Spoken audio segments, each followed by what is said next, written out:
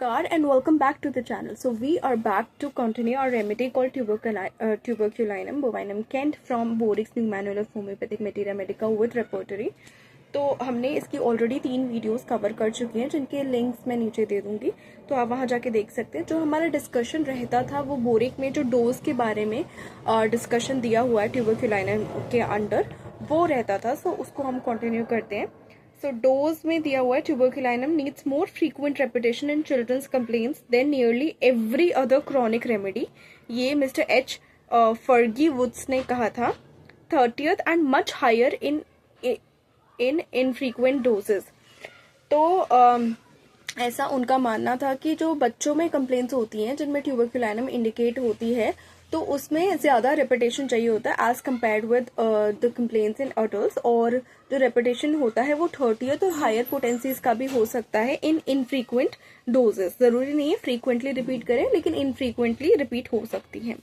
When tuberculinum fails syphilinum often follows advantageously producing a reaction. यदि किसी में similar remedy indicate हो रही है, वो लग रहा है कि ट्यूबरक्युलिनम है लेकिन वो काम नहीं कर रही है, तो उसकी जगह जो रेमेडी फॉलो करती है तो वो होती है सिफिलिनम कर सकती है। एंड ये एडवांटेजियसली एक रिएक्शन प्रोड्यूस करती है जिसकी वजह से पेशेंट ठीक होने की स्थिति में आ जाता है।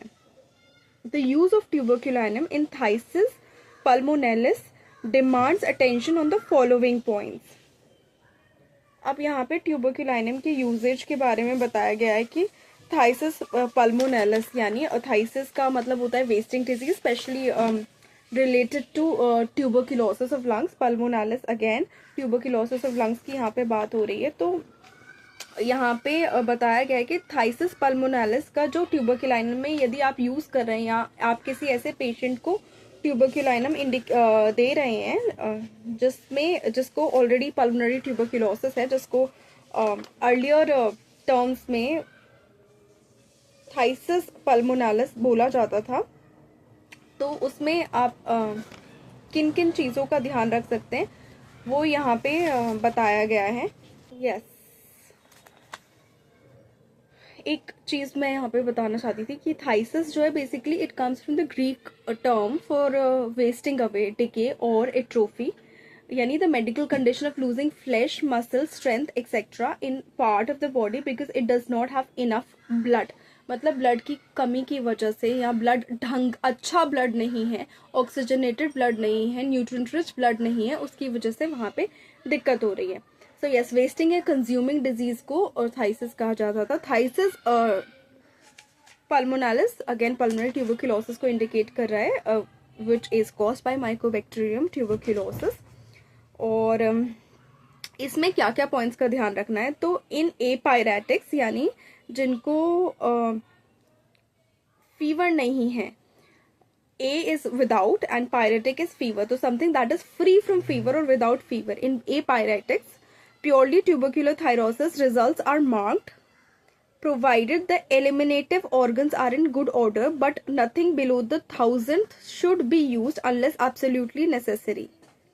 अब ऐसे ट्यूबरक्युलोसिस के पेशेंट्स या ऐसे पल्मोनरी ट्यूबरक्युलोसिस के पेशेंट्स जिनमें फीवर इतना मार्क्ड जो है सिम्टम नहीं है, I know this is different and this can be a peculiar guiding sign to provide the prescription, but yes ऐसे यू नो जो एक सर्टन डिजीज पाथ होता है किसी भी डिजीज का, उससे हटके भी किसी सिम्टम पेशेंट में कोई सिम्टम या साइन डेवलप हो सकता है जो कि होम्योपैथिक प्रिस्क्रिप्शन के लिए एक बहुत ही अच्छा गाइडिंग सिम्टम बन जाता है। तो अगेन जिस पल्मोनरी ट्यूबरक्युलोसिस के पेशेंट के केस में फीवर उतना ज्यादा मार्क्ड नहीं है, ए पायरेटिक है वो, तो और साथ साथ में जो एलिमिनेटिव ऑर्गन्स हैं वो गुड कंडीशन में है, यानी यूरिन जहाँ से जा रहा है, जो यूरिन के लिए फंक्शन कर रहे हैं, जैसे किडनी हो गया, ब्लैडर हो गया, स्टूल के लिए रेक्टम सही कंडीशन में है, स्वेट ग्लैंड्स ढंग से काम कर रही हैं, जो एक्सक्रीशन हमारा माउथ से निकल रहा है थ्रू स्पूटम वो ढंग से निकल रहा है, उसमें दिक्कत नहीं आ रही है, तो वहां पे आप ट्यूबरक्युलिनम दे सकते हैं, लेकिन लोअर पोटेंसी में नहीं, 1000th पोटेंसी में ही देना जरूरी है unless absolutely necessary. In good order but nothing below the 1000 potency should be use unless absolutely necessary. यानी बहुत एब्सोल्यूट नेसेसरी कब हो जाएगा 1000 पोटेंसी से कम देने में, जब पेशेंट की रिएक्टिव पावर कम होती जाती है। जैसे कि ओल्ड एज में एकदम हाई पोटेंसी दे देंगे तो एग्रेवेशन के चांसेस ज़्यादा हो जाएंगे। पेशेंट बहुत ज़्यादा बेड रिटन है लेकिन फीवर नहीं है, टीबी की वजह से बाकी चीज़ें हैं, और एक्सक्रीटरी ऑर्गन सही काम कर रहे हैं लेकिन वीकनेस बहुत है, रिएक्ट नहीं कर पाएगी बॉडी इतनी हाई डोज को, या मतलब और ज़्यादा बैठ जाएगी, बहुत ज़्यादा एग्रेवेट हो जाएगी कंडीशन, तब आप लोअर डोज में दे सकते हैं। उसके सिवाय 1000 शुड बी नेसेसरी। अब फिर आता है in patients with streptostaphylopneumococci in the bronchi where also after washing the sputum a pure TB bacilli mass remains the same treatment is indicated.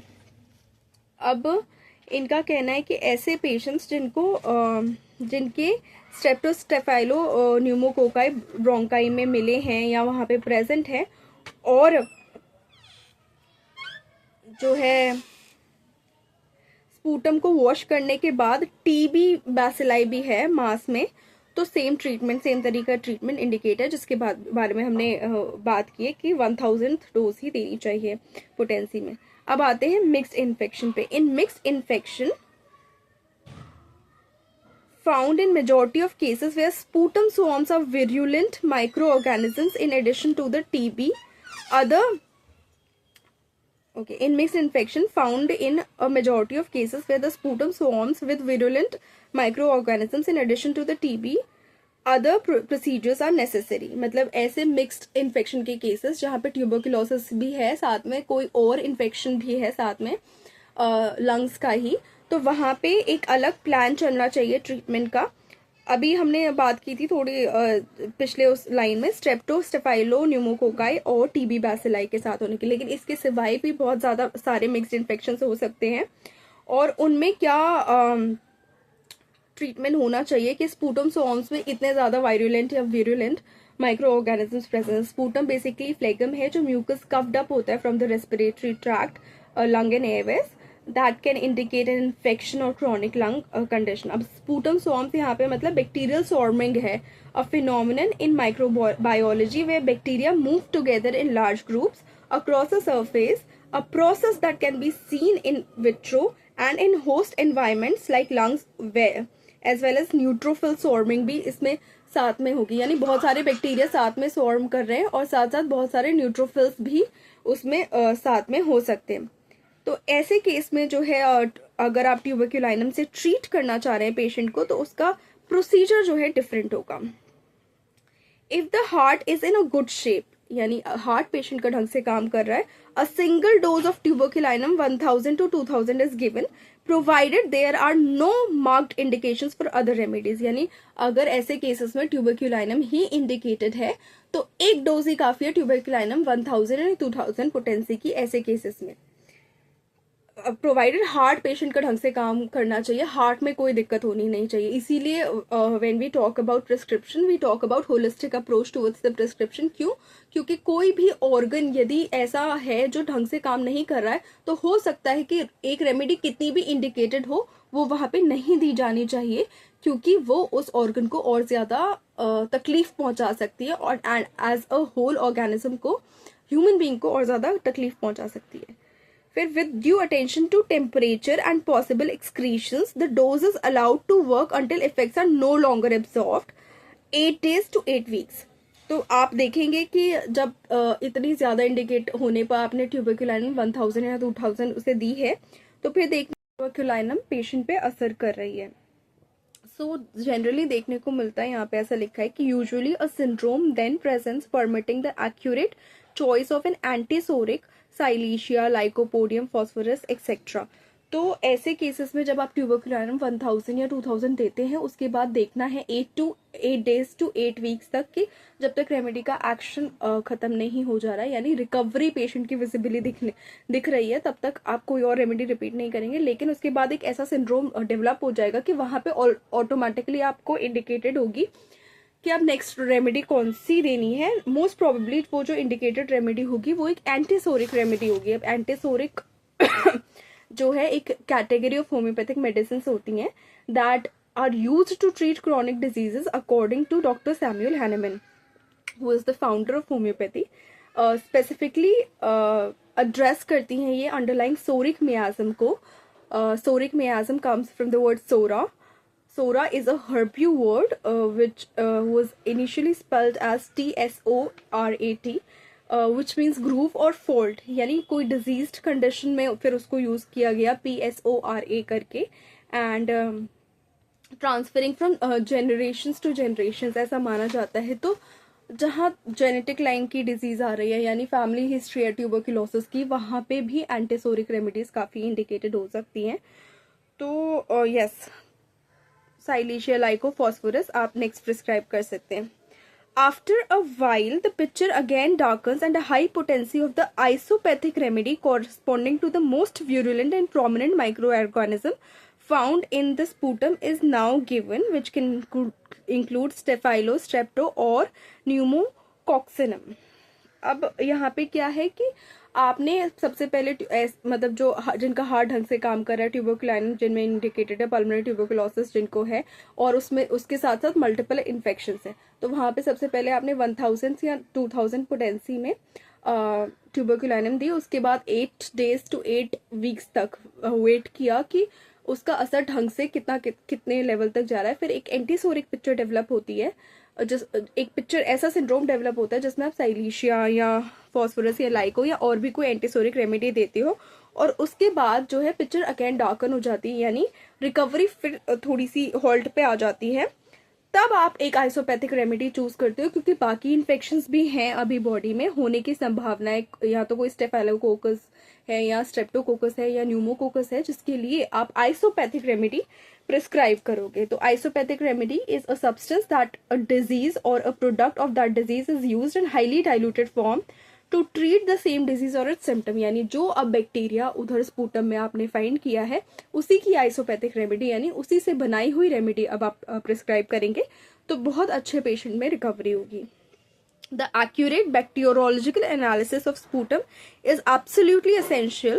The choice of Eisen again clears the picture, and thus we proceed on one side etiologically, where the isopathica have not yet been proved, and on the other side symptomatically with antisoric remedies, and the disease is dominated.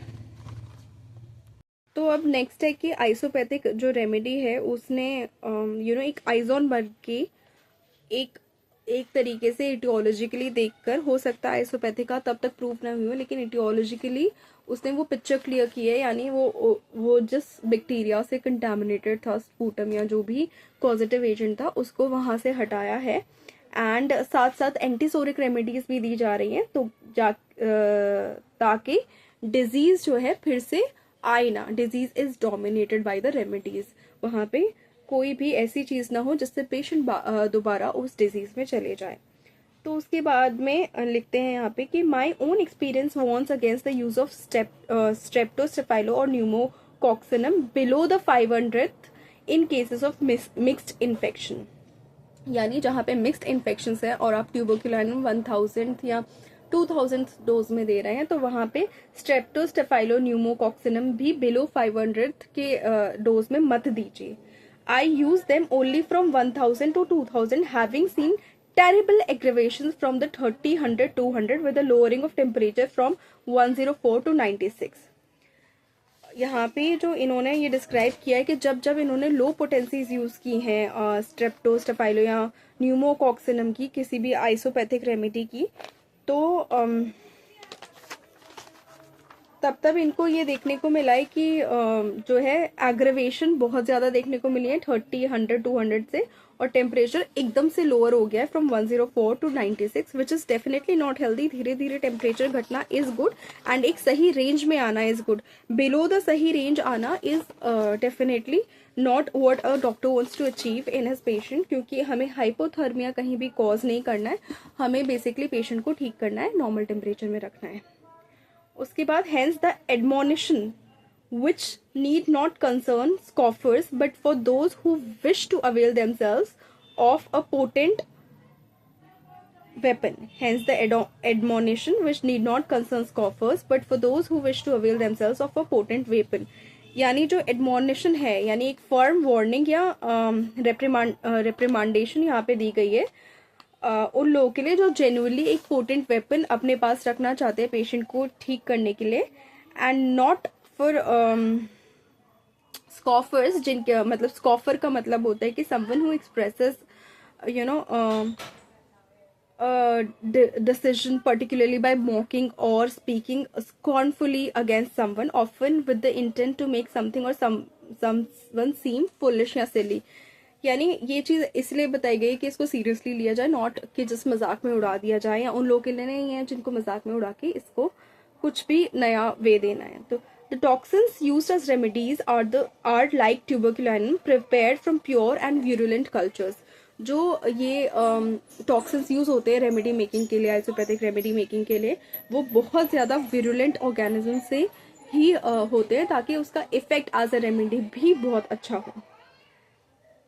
And cases seemingly condemn to speedy death, condemn यानी to say strongly that you think something somebody is very bad और wrong, यानी and cases seemingly condemned to speedy death are brought a year or two back with normal temperature after a course of sacrificing a large portion of the lung tissue. बहुत सारे cases उस वक्त देखे गए थे कि बहुत जो पूरा डेथ पे प्रोसीड करने वाले थे, तो वो 1-2 साल पहले तक बहुत ज़्यादा लंग टिश्यू सैक्रिफाइस करके उनको पेशेंट को बचाया गया. This result is sure when the patient can and will take care of himself where the heart has withstood the toxin and stomach and liver are in good function. यानी बाकी vital organs heart, stomach और liver अच्छे condition में है, तब भी most dangerous cases of pulmonary tuberculosis को ठीक किया जा सकता है. ऑल्दो हो सकता है कि थोड़ा सा लंग टिश्यू वहाँ पे कॉम्प्रोमाइज हो जाए, बट यदि बाकी ऑर्गन्स ढंग से काम कर रहे हैं तो पल्मोनरी ट्यूबरकुलोसिस के रिकवरी चांसेस बहुत अच्छे हैं. एंड सिंस अभी ATT भी है which is become the prominent form of treatment of TB, but उसके बाद भी बहुत सारे केसेस होते हैं जो मल्टी ड्रग रेसिस्टेंस फेस करते हैं, जिनको रिकवर करवाने में बहुत मुश्किल होती है. तो उन केसेस में homeopathy is acting wonderfully. Further climatic variations must be avoided, मतलब इधर से उधर ज़्यादा ट्रैवलिंग, कभी ठंड में जा रहे हैं, कभी सर्दी में जा रही है, गर्मी में जा रही है, अवॉइड करना चाहिए. If you are a patient you should stay at one place to recover, जहाँ पे एक एनवायरनमेंट हेल्दी हो आसपास का. With the great mineral metabolism of phthisic, diet regulation is imperative and should predominantly consist of vegetables with addition of physiological salts in low potency. अब यहाँ पे ये दिया गया है कि TB के केसेस में क्योंकि ऑलरेडी बॉडी बहुत वीक है, बहुत ज़्यादा दिक्कत में है, तो जो डाइटरी रेगुलेशंस है वो इम्परेटिव है, यानी बहुत ज़्यादा इम्पोर्टेंट है, बहुत ज़्यादा अर्जेंट है. और सॉल्ट्स का वहाँ पे एडिशन बहुत ज़रूरी है लो पोटेंसी में, यानी सॉल्ट्स यहाँ पे बात हो रही है होम्योपैथिक सॉल्ट मेडिसिन की, जैसे calcarea 3x 5x, calcarea phos 2x 6x, and intercurrently according to indications organ remedies like cactus, chelidonium, tarax, nast, urticaria urens, tusfar, in Lysimachia pneumolaria for short periods दी जा सकते हैं. यानी एक तो souls दिए जा सकते हैं रेमेडी फॉर्म में, साथ साथ जो ऑर्गन्स पे काम करने वाली रेमेडी है उनका टिंचर या 30th पोटेंसी आप दे सकते हैं for short periods as intercurrent remedies. Intercurrent यानी बीच बीच में दिए जाने वाली रेमेडीज. तो ट्यूबरकुलोसिस का कंप्लीट रिकवरी उस जमाने में जब ATT उतना ज़्यादा प्रोमिनेंट नहीं था, उस जमाने में कैसे किया जाता था, इसमें पूरा डोज जहाँ पे दी गई है बोरिक में, वहाँ पे पूरा डिस्क्रिप्शन दिया गया है होम्योपैथी के थ्रू, वो आप कैसे रिकवर करते थे.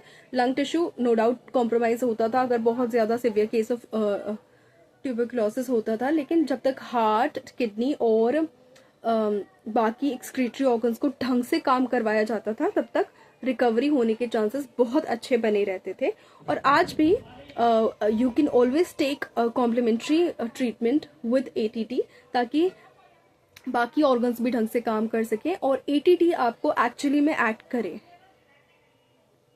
The first dose of tuberculinum in any difficult case is, however, the most weighty prescription.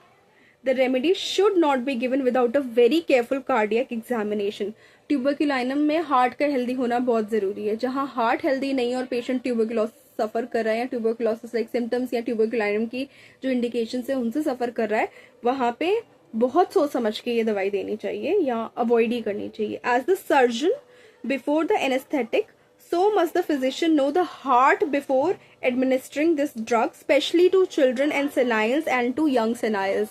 यानी बच्चों में, बुजुर्गों में और यंग सेनाइल्स में, यानी सभी में ये बहुत ज़रूरी है कि आप हार्ट पूरा कार्डियक एग्जामिनेशन देख के ही ये रेमेडी दें, स्पेशली जब लंग्स ऑलरेडी कॉम्प्रोमाइज्ड है. यंग सेनाइल्स का मतलब होता है जिनकी एक पुअर मेंटल एबिलिटी होती है because of old age, specially being unable to think clearly and make decision.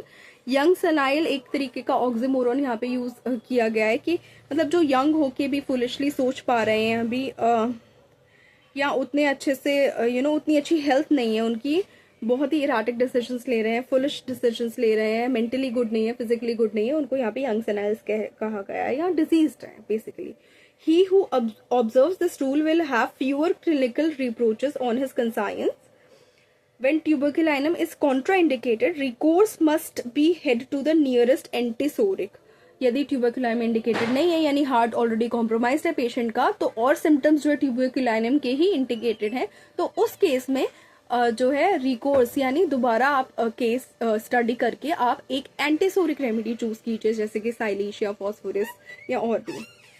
The above caution applies also in asthma, pleuritis, peritonitis and in scrofulous tuberculous subjects. और ये पूरा डिस्क्रिप्शन दिया है doctor Nebel मॉन्ट्रॉक्स ने. ये पूरा जो अभी तक हमने पढ़ा है डोज के बारे में, बोरिक के अंडर जो डिस्कशन दिया गया है, that has been given by doctor Nebel Montreux, जहाँ पे ये कॉशन अप्लाई करना भी बहुत ज़रूरी है, सिर्फ ट्यूबरक्लोसिस के केस में ही नहीं, एज़मा, प्लूराइटिस, पेरिटोनाइटिस के केस में भी, या स्क्रोफिलस यानी ट्यूबरक्लोस पेशेंट्स के केस में भी. एज़मा एक मेडिकल कंडीशन है दैट मेक्स ब्रीदिंग डिफिकल्ट. एक क्रॉनिक कंडीशन है where the airways in the lungs become inflamed and narrowed, making it difficult to breathe, and narrowing is caused by muscle tightening, swelling and production of extra mucus. Pleuritis वहीं पे एक inflammation of the pleura यानी two thin layers of tissue that's around your lungs, वहाँ की inflammation है. Peritonitis, inflammation of the peritoneum, the thin tissue lining abdominal cavity and covering the abdominal organs.